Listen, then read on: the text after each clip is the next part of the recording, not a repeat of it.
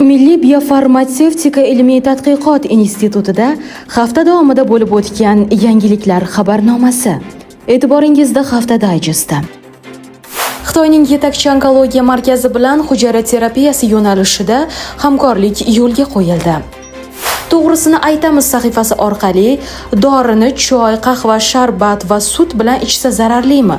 Hamda DNK testi orqali qanday kasalliklarga moyillikni aniqlash mumkin mavzularida ilmiy asoslangan ma'lumotlar keng jamoatchilikka taqdim etildi.